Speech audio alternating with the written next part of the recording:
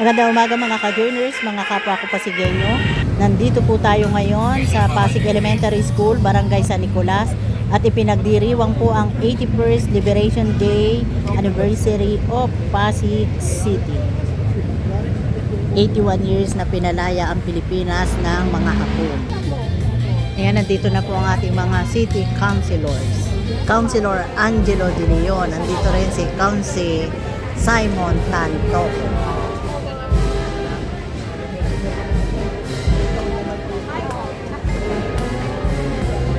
Councilor Kiko Rustia.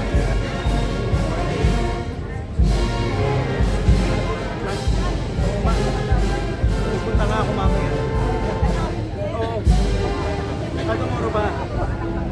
Kaya nga, anak ng veteran, ang mabata pa. Ako parang 69 lang. Morning po. Morning.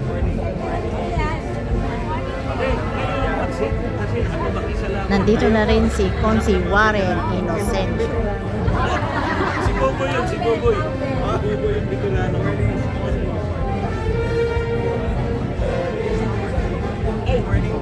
Kasi ako, wala po morning. Kasi mag-isa lang ako ng maaga. Morning. Yes, I'm ready ko. Yes, wag lang linggo. Ay, Tita Rose? Oh my gosh! Next week eh. Sorry, nag-reunion sa kanila.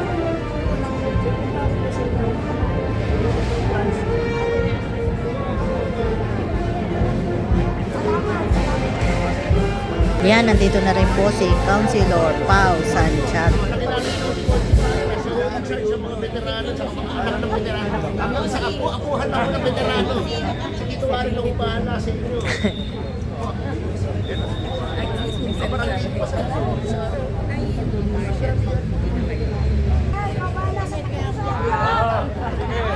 Mahal na mahal pa mga senior. Senior sa kapitulas. Kaya sabi ko, mag-sit tayo ng meeting. Kahit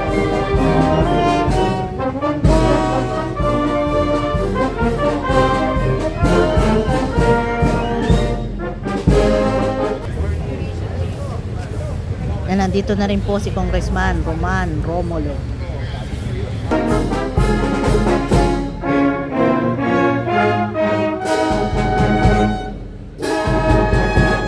Ayan, kararating lang po ni Mayor Vico Soto.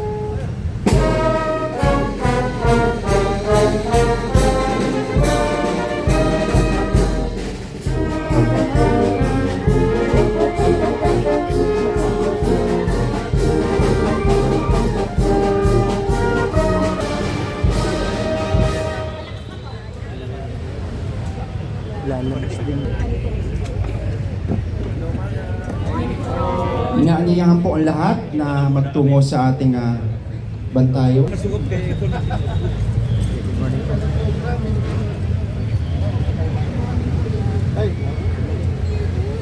Ayan, nandito rin po si Councilor Ryan Enriquez mula sa Distrito 2. Isang mapagpalang araw po sa ating lahat sa mga panauhing pandangal at iba't ibang sangay ng ating lungsod. Ayan, nandito rin si Ngayon po ay Councilor pinagdiriwang Coach natin Paul ang Sinogat. ika-81 anibersaryo ng pagkapalaya ng mga At nandito Hapon rin sa si Pilipinas. Councilor Boy Raymundo. Ang Battle of Manila ay isang labanan na bahagi ng digmaang Pasipiko at ikalawang digmaang pandaigdig na naganap sa Maynila sa pagitan ng pinagsamang tropang Pilipino at Amerikano at imperyo ng Hapon. Maraming sibilyan ang pinaslang ng mga Hapon sa kalagitnaan ng laban.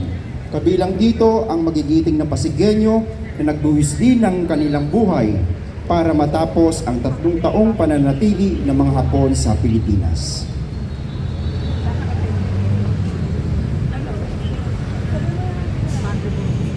Bilang panimula ng ating programa, narito po ang RT Ugay para po sa ating pambansang awit ng Pilipinas na pangungunahan po ng ating Pasig City Symphonic Band.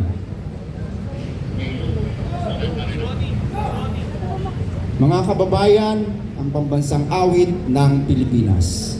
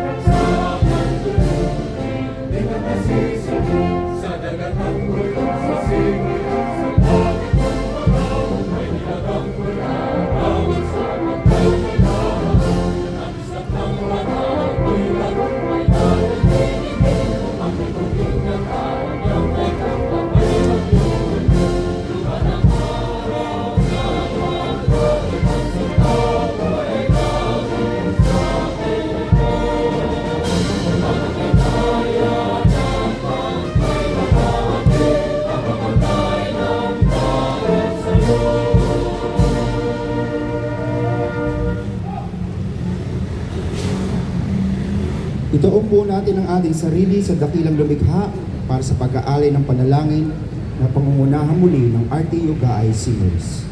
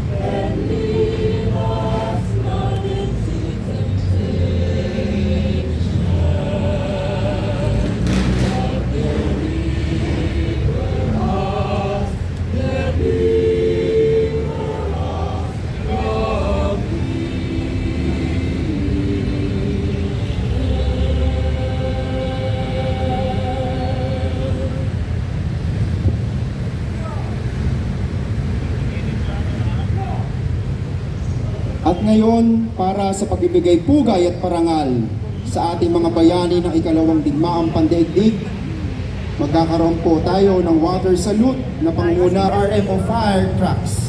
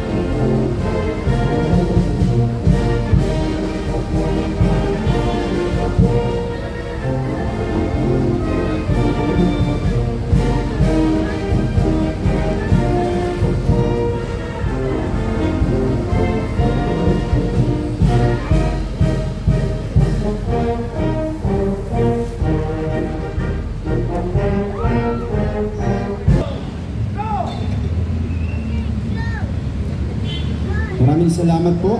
Maaari na po tayo magsibalik sa ating mga upuan. Maraming salamat po sa ating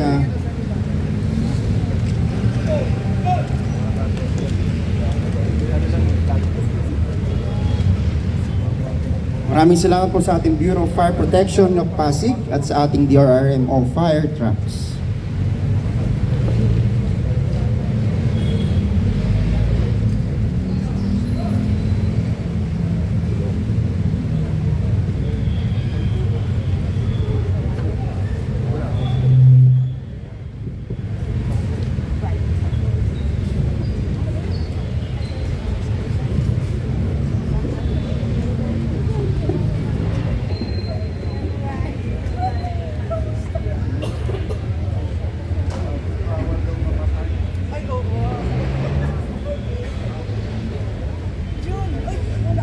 Muli po, magandang umaga po sa ating lahat. Upang magbigay po ng mensahe ngayong umaga, tinatawagan po natin ang kinatawan mula sa ROTC Hunters Descendants para po sa kanyang mensahe.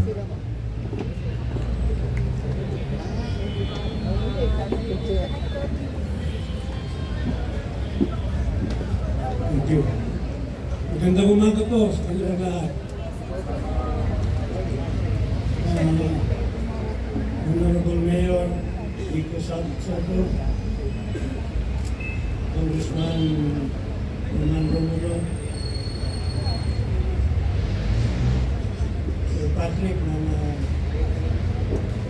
Cultural and Tourism Office. Si Sir Councilor Warren Inocencio ng District 2, Committee on Veterans Affairs. Ang mga kasihales ng District 1 at District 2. Ang Kabataan Kambuli, nandito kaya sila, magkakasama, yan. Ang descendants ng Hunters ROTC, magkakasama natin. Ang Veterans Federation of the Philippines.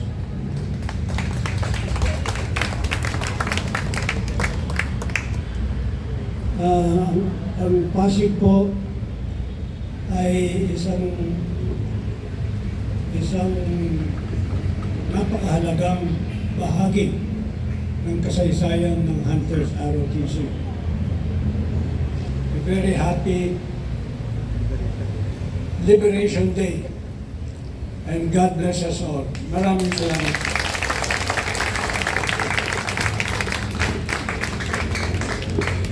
Muli po palakpakan po natin at maraming salamat Sir Jesus Terry F. Adeboso mula sa ROTC Hunters. Bilang pagbibigay pugay sa ating mga magigiting na Pasigueño, tinatawagan po muli natin ang RTU Gaay Singers upang maghandog ng isang makabayang awitin.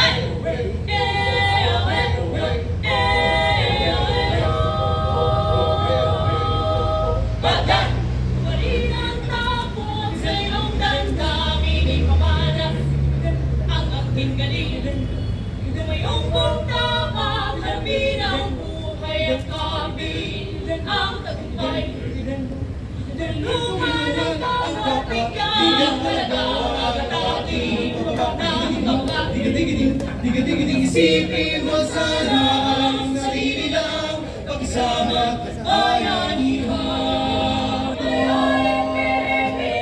Sa mapabagong panahon, dong-ding-dong-ding-dong-ding-dong.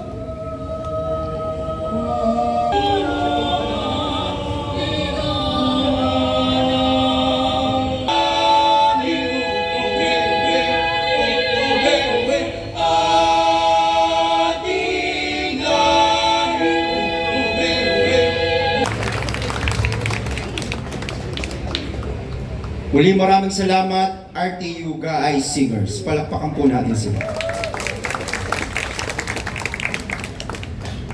Para magbigay ng kanyang mensahe ngayong umaga, narito po ang ating Congressman Roman Romulo. Magandang umaga po sa ating lahat. Sa totoo po, hindi ko akalain na ganitong kalaki yung celebration natin. At kasama po natin, sa totoo po, mga talagang tunay na dumadaloy sa dugo po ng katawan nila ay talagang dugo ng bayani. Nagulat ako pagdating ko po dito, nakita ko si Manong Jerry Adeboso. Hindi ko po alam na darating po kayo, but I'm very happy that you're here, Manong Jerry, and thank you for the service of your father. Nagulat rin ako, nakita ko si Sir Mike Villarreal. Again, descendant rin po ito ni Congressman Clemente.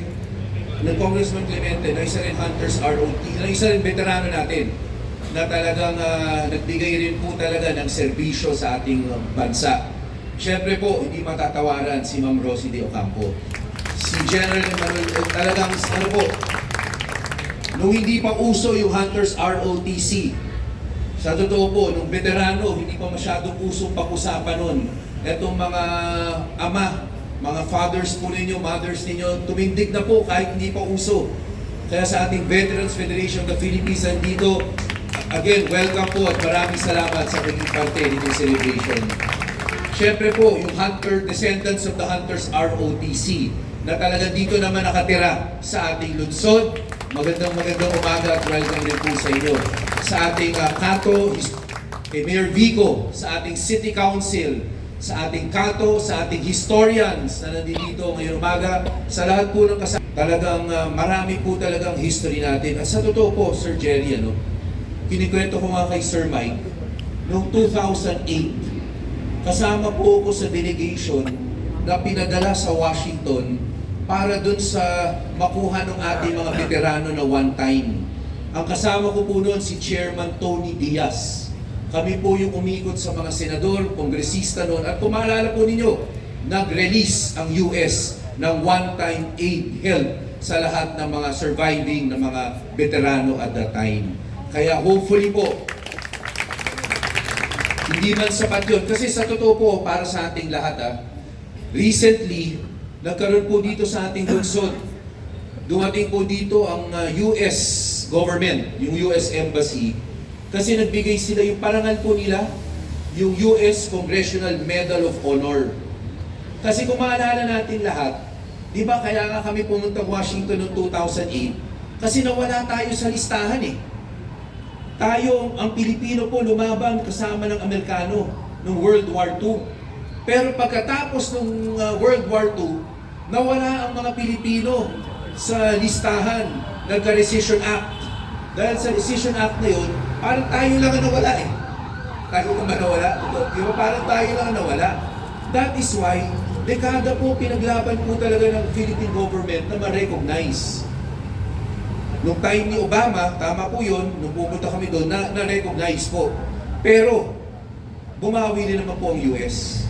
Nagbibigay po sila ng US Congressional Medal of Honor, which is an acknowledgement ng mga services ng mga Filipino veterans during World War II.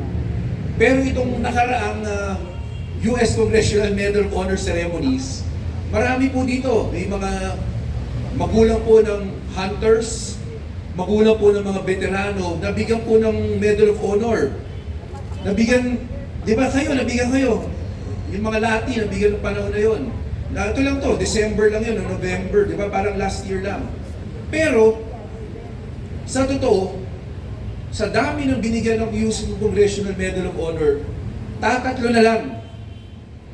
Yung sumipot na living na veterano ng ceremonies na yon.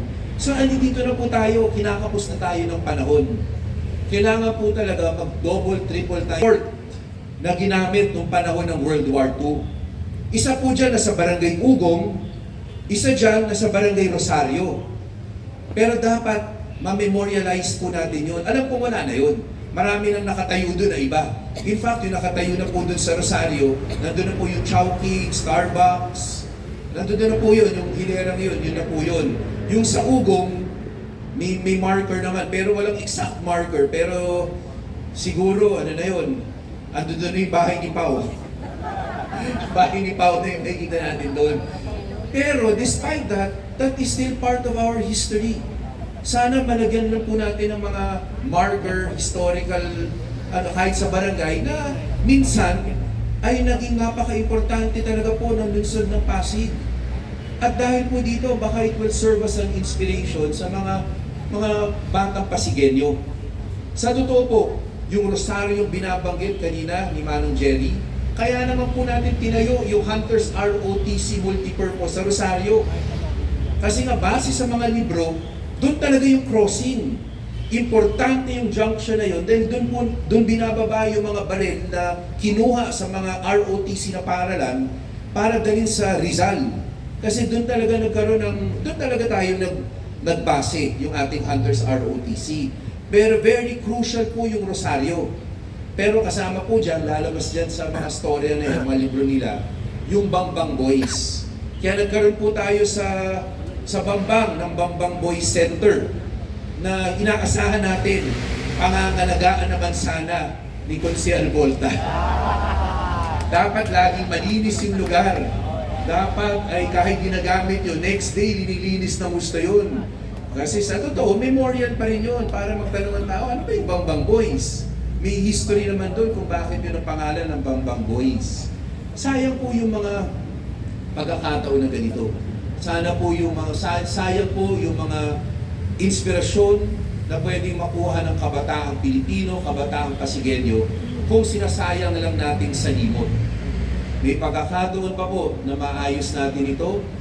May pagkakataon po na ma-memorialize po natin itong lahat. Sana po magkatulungan tayo. Sayang po yung pagkakataon, sayang po yung panahon. Muli po, congratulations, mabuhay po ang ating mga veterano.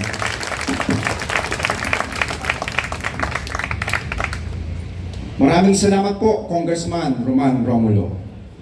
At ngayon, upang bigyan po tayo ng isang makabulahang mensahe, narito po ang ating punong lungsod, Mayor Vico Soto. Maraming salamat. Upo lang po kayo. Magandang umaga sa ating lahat. Gaya po ng alam ng karamihan sa inyo, inuurong na natin sa 9 a.m. ang ating pagdiriwang pagka-Liberation Day para hindi masyadong makaabala sa traffic. Hindi na po ako magbibigay ng isang mahabang mensahe dahil tingin ko po yung highlight na po yung unang dalawang mensahe na narinig natin. Kaya ano na lang po na magpasalamat ako sa bawat isang nandirito. Maraming salamat po.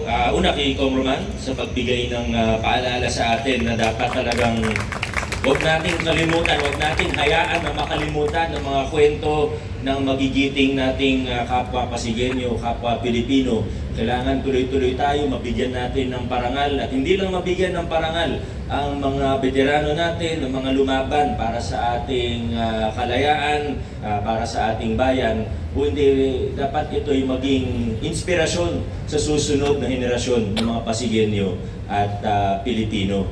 At syempre narinig natin ang napakagandang mensahe ni Sir Jerry. Maraming salamat po sa inyong oras ngayong umaga. Thank you for sharing your invaluable insight and stories for all of us to hear. Lalo na yung mga, ano ba sabihin, yung mga mas nakakabata po ng konti ay talagang minsan kahit may mga history book, may mga nagbabasa din naman tayo tungkol sa kasaysayan, pero iba pa rin yung marinig mo yung mga kwento eh. Minsan marami dun, hindi lang minsan, madalas dun, wala yung mga ibang kwento sa mga history book eh. Kaya maganda pa rin na ito, nakakaharap po natin ng mga veterano, mga anak ng veterano, na may mga kwento na hindi nating nababasa sa mga aklat ng kasaysayan. Kaya, sir, maraming salamat po sa inyo. Di ko na po iisa-isain ng lahat. Siyempre sa Sangguniang Panlungsod na nandirito, sa Kato, sa mga kasama sa lokal na pamahalaan. Pero lalo na sa mga grupo o organisasyon na patuloy pong nagtatrabaho para muli po, kaya na sinabi natin kanina, para hindi natin makalimutan yung mga lumaban para sa ating bayan. Sa mga descendants ng Hunters ROTC, sa lahat ng okasyon natin ay present po kayo. Maraming salamat. Yung librong binigay niyo po sa akin, binabasa ko po yun. Inuunti-unti ko po siya. Sa ating Veterans Federation of the Philippines, salamat din po sa inyong mga ginagawa. Kabalikan niyo po ang inyong lokal na pamahalaan para ma-immortalize ang mga kwento ng ating mga veterano, ng ating mga lumaban, mga girilya po natin, mga lumaban para sa ating kasarinlan, sa ating kalayaan, para sa ating bayan. Muli po sa ating lahat, maraming salamat. Pati sa mga napadaan lang, maraming salamat. Sa RTU Singers, maraming salamat sa lahat-lahat po. God bless po sa atin at Happy Liberation Day sa lungsod ng Pasig. Maraming salamat po, Mayor Vico Soto. Tayo ang mga bayani na ating makabagong panahon, mahalin, alagaan at pagkaingatan natin ang mga biyayang tinatamasa natin ngayon upang ang mga susunod na henerasyon ay magkaroon din ng pagkakataong maranasan at mapakinabangan ang mga parehong kaginawahan. Maraming salamat po sa ating PNP, BFP, Barangay San Nicolas, Bantay Pasig, TPMO, PIO, Clean and Green, City Engineering Office, Parks and Playgrounds and Cultural Affairs and Tourism Office, Pasig Elementary School, and Pasig City Library, Discovery Centrum, and RT Yogaay. Muli po, maraming salamat at maligayang ika-81 anibersaryo ng pagpalaya ng Hapon sa Pilipinas. Magandang umaga po. Inaanyayahan po natin ang ating city officials para po sa ating photo off. Kasunod po nito, sa ating photo off ang ating mga Veterans Federation of the Philippines.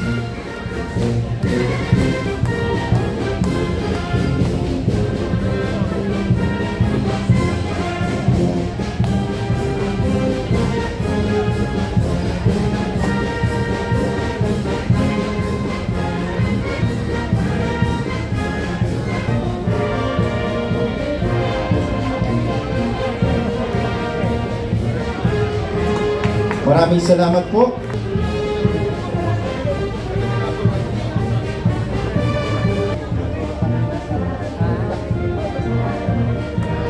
Maraming salamat. Kasunod po nito ang ating Cultural Affairs and Tourism Office.